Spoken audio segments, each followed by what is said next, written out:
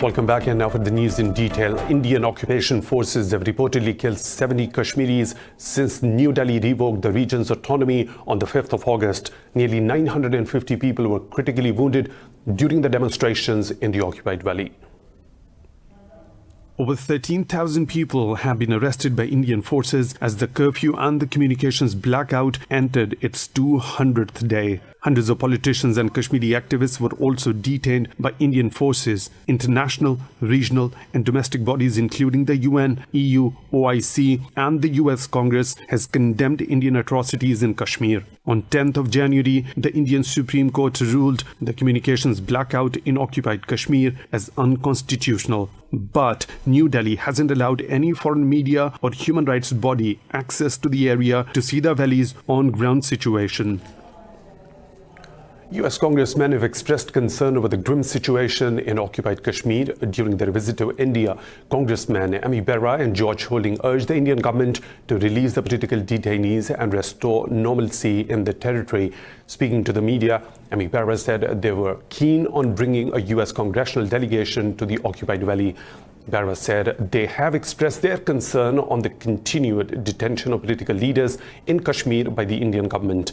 Meanwhile, Indian police have charged another Kashmiri politician under the controversial Public Safety Act. Over 700 Kashmiris have been retained under the PSA since 5th of August. The humanitarian crisis in occupied valley is getting worse due to the continuous lockdown in the valley. All lines of communication from the valley to the outside world are cut and people are virtually living under house arrest. Now, New Delhi is also cracking down on internet users, making it almost impossible for the doctors to maintain a correspondence with their patients. More in this report. Occupied Kashmir has been under a curfew and communications blackout since India stripped the region of its autonomy 200 days ago. This has had a dramatic effect on the lives of the valley's 8 million residents. With calls outside occupied Kashmir blocked and intensifying curves on the internet, life has been brought to a standstill. This includes doctors who can no longer consult with specialists outside the valley or order life-saving medicines. Amongst the patients that were under my care, I know that 2 patients died. And had we had access to basic communications such as mobile phones, landlines or internet, we would probably have been able to save their lives, or at the very least, prolong their lives. The communications blackout is also hindering the scheduling of surgeries, leading to deadly consequences for some patients. Before August, I could, doctor gave me the prescription. On the prescription background, the company will authorize me to give a drugs because it's very costly drugs. Since there was no WhatsApp, I couldn't send them the prescription by WhatsApp because no net is working. And also, I could not send them by courier. And they insist me to come to Delhi or Chennai. And I couldn't go there because I couldn't afford it. One local resident has lost his uncle as a direct consequence of the blackout. Because of telephone shutdown, it was very difficult. Whenever we took Haji Sahib to any doctor, they would say that they needed to send WhatsApp message to Delhi. But that was not possible, all because there was no telephone service available.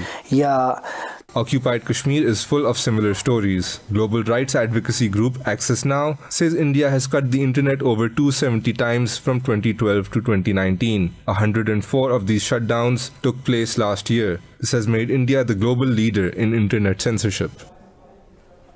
For more on this, we are joined by former diplomat Ashraf Jahangir Qazi. He is joining us from Islamabad. Thank you for your time. This is the 200th day to Indian clampdown of occupied Kashmir. Innocent Kashmiris are suffering because of India's brutal policy towards the valley. How do you see the whole situation?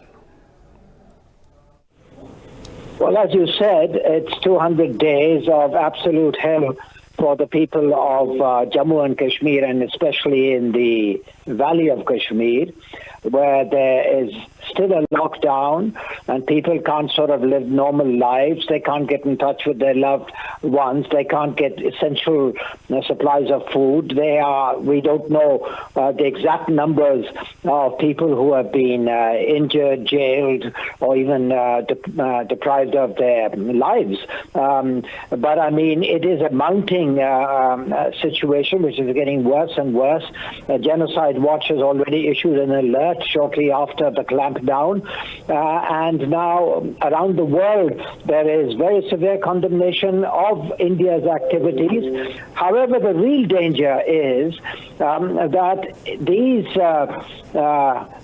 atrocities and these denials of human rights, basic human rights, this situation is likely to get worse for the simple reason that India is most unlikely to be able to repress and suppress and eliminate the resistance to its illegal occupation and rule in Kashmir. And if these atrocities increase, then the world will need to bring the kind of pressure that is necessary to get India to reverse its policies of August the 5th. Therefore, there's a huge possibility of a major further deterioration in the human rights situation in Kashmir, which would translate, as our Foreign Minister said recently, into a situation which could get out of control. And we are both nuclear weapons countries. And therefore, it is absolutely essential. It is unconscionable of the world to take an attitude that confines itself to mere criticism and expressions of concern without telling India that they need to sort of reconsider their entire position, because the world cannot endure such a horrible situation which could risk the security of the entire region. Mr. Qazi, Pakistan has always been close to Kashmir cause, and since August the 5th, Pakistan has been trying hard to approach different international forums to highlight the issue. What more can be done diplomatically to resolve the issue? Well, number one, Pakistan has to keep up its good work. The United Nations Secretary General recently visited Pakistan and made some very encouraging statements. The United Nations Secretary General is a very important person. You know, he's the head of the Secretariat. And under the Charter, if he is concerned about a specific situation threatening the peace in that region and beyond that region, he can himself bring that situation to the notice of the Security Council, asking for it to meet and deliberate on this subject and to come up with measures to address this situation. I think that under Article 99 of the Charter of the United Nations, the Secretary General has that. So he's come here, he's engaged with many conversations, he's met with a whole lot of people from the Prime Minister onwards and all, including the Chief of Army Staff, including the President of Azad Jammu and Kashmir. And so he has now got a personal feel for the situation, and we need to work on that. We need to work on the other institutions of the United Nations, including the International Court of Justice. That was Ashraf Jahangir Qazi, former diplomat. He joined us from Islamabad. Thank you for your time. Now moving on, Beijing has objected to the visit of Indian Home Minister Amit Shah to a disputed area in the eastern sector of China-India boundary. Foreign Ministry spokesperson Gang Shuang says the visit violated China's territorial sovereignty and sabotaged mutual political trust. Gang said Beijing never recognized India's so-called Arunachal Pradesh state. He urged New Delhi to stop taking any action that may further complicate the border issue. Gang also asked the Indian side to take concrete actions to uphold the peace and tranquility of the region. China claims Arunachal Pradesh as part of the southern Tibet. In China, 114 people have died in the last 24 hours from the new coronavirus, bringing the death toll to 2,118. The National Health Commission says nearly 600 new cases have been reported in Wuhan, bringing the number of infected people to over 74,000. More in this report. The death toll from the Delhi coronavirus has risen every day since it first appeared in late December in Hubei province, China. Today, health officials in Iran say 2 elderly people have died from the virus in the city of Qom, the outbreak's first fatalities in the Middle East. In Japan, state media says 2 passengers have died on a quarantined passenger ship moored in Yokohama. Following the US, UK, Canada, and Australia, Hong Kong too has now removed its citizens from the vessel. After coordination with the staff of the Chinese embassy in Japan and a team sent by the Hong Kong government, the procedures have been smooth and we were able to bring 106 Hong Kong residents back. Against a backdrop of rising hysteria surrounding the COVID-19 virus, the World Health Organization has praised progress made in the struggle against it. Inevitably, World Health Organization officials criticize social media misinformation, saying there is no evidence the virus was produced in a lab or as a biological weapon. There is no evidence that this virus was produced in a laboratory. And certainly no evidence that it was produced as a biological weapon. COVID-19 is what's called a coronavirus. It's a class of viruses that are primarily what we call zoonotic, that they come from the animal kingdom. China says it is confident that it can win the fight against the coronavirus with the support of the international community. Prime Minister Imran Khan has condoled with Chinese President Xi Jinping over the loss of lives caused by the coronavirus outbreak. Speaking over the telephone, Khan told Xi Pakistan's government and people stand beside China in this crucial time. The Prime Minister offered to send a field hospital along with a team of doctors to China. Xi expressed gratitude to the Prime Minister for his support. He told Khan that China is treating Pakistani students as its own and doing everything to ensure their safety. Moving on to Germany, where at least 11 people, including the gunman, have been killed after two separate shootings at shisha bars in the western city of Hanau. Federal prosecutors say they are treating the case as a terrorist incident. Authorities say the gunman was a 43-year-old German. He was found dead at his home along with the body of his mother. Some of those killed were believed to be of Turkish origin. Speaking in Berlin, Chancellor Angela Merkel said there are multiple clues that the gunman acted on racist and right-wing motives.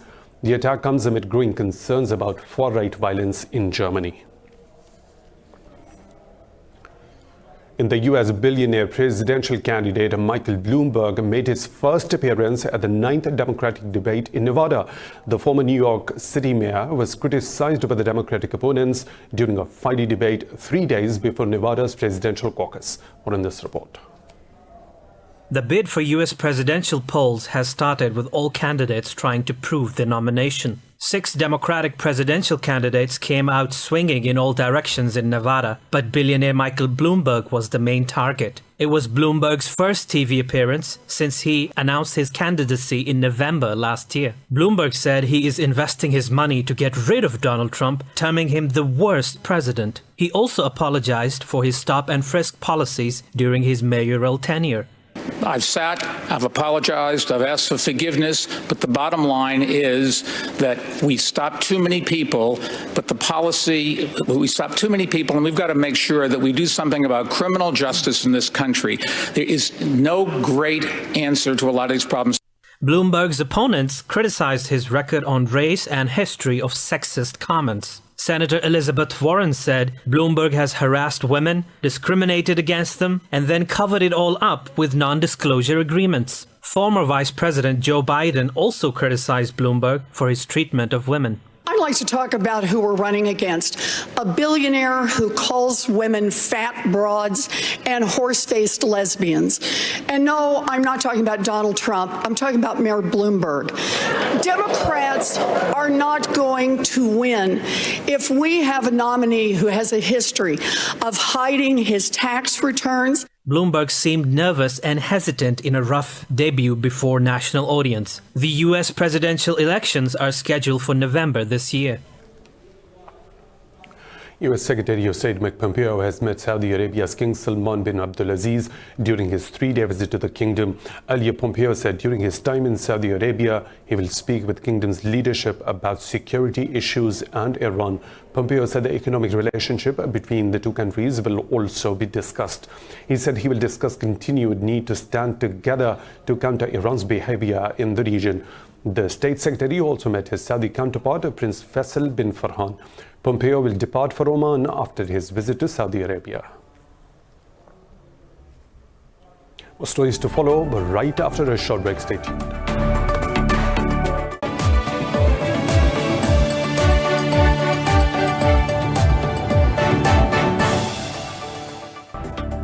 Welcome back. Iran is to hold parliamentary polls tomorrow to elect 290 lawmakers for its legislative assembly. State media says the campaign has officially ended a day before the vote. Over 7,000 candidates are contesting for 290 seats across 31 provinces. Iran's Guardian Council rejected about 6,850 out of the 14,000 applicants. The council said they anticipate 50% of the people to participate in the elections.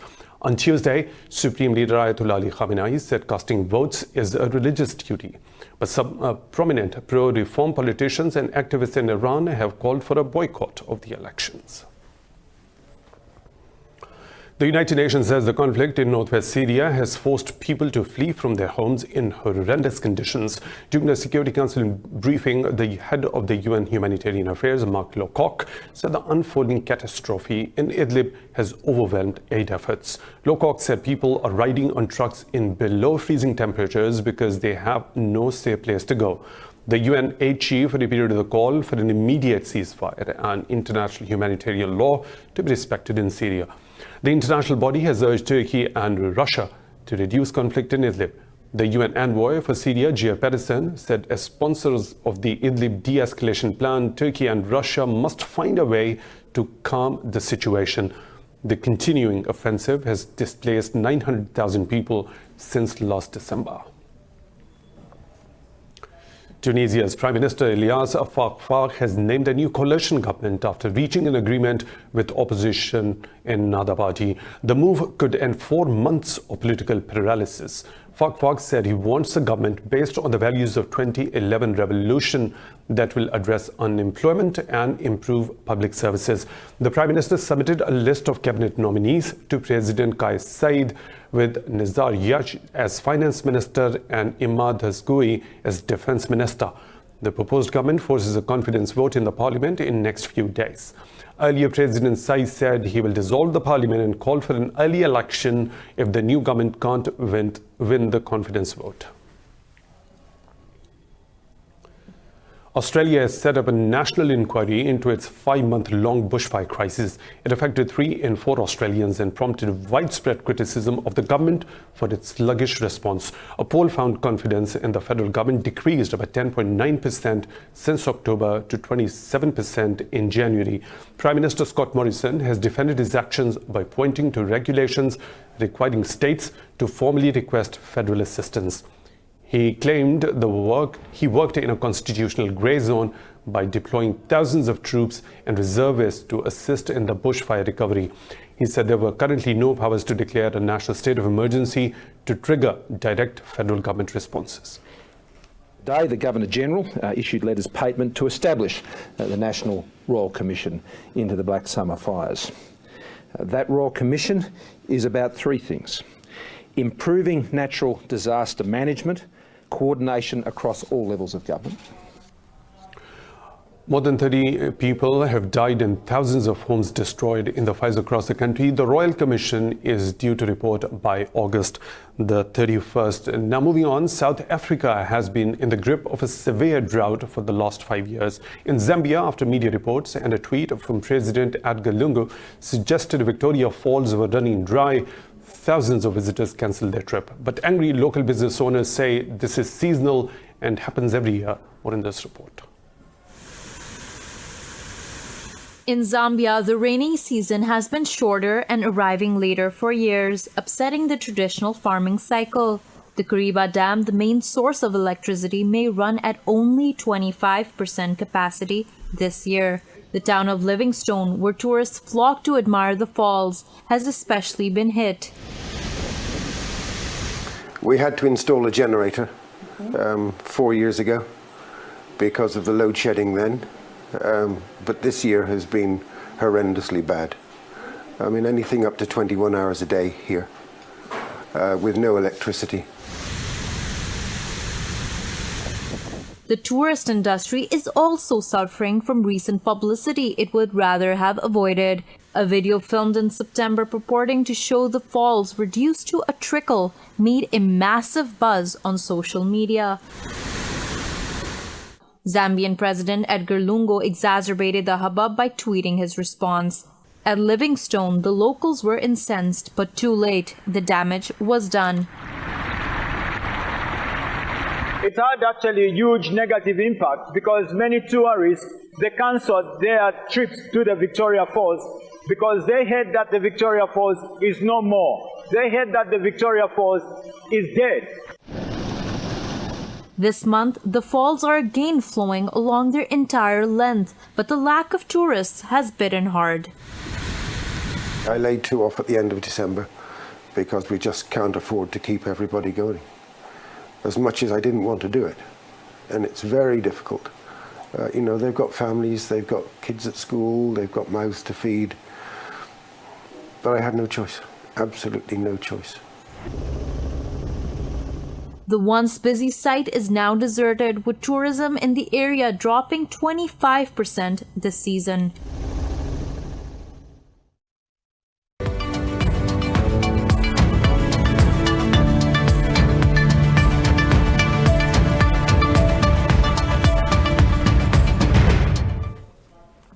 Lows on the highs of the business world now. AIRBUS says it plans to cut 2,362 jobs in its defense and space division headquartered near Munich over the next 2 years. The European aircraft manufacturer says the cuts are a response to a flat space market and postponed defense contracts. AIRBUS said it will cut 829 jobs in Germany, 630 in Spain, 404 in France and 357 in the UK.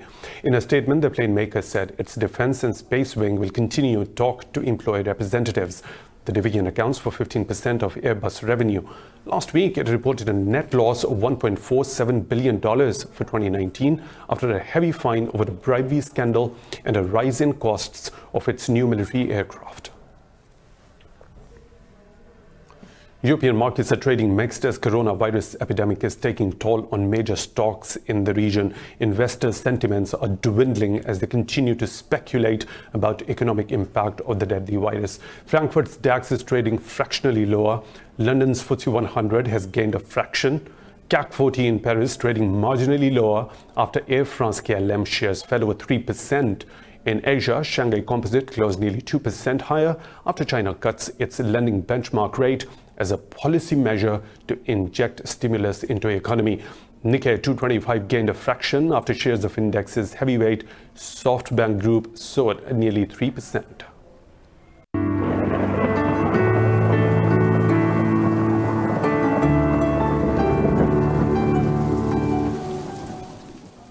Time to take a look at the weather situation from around the globe.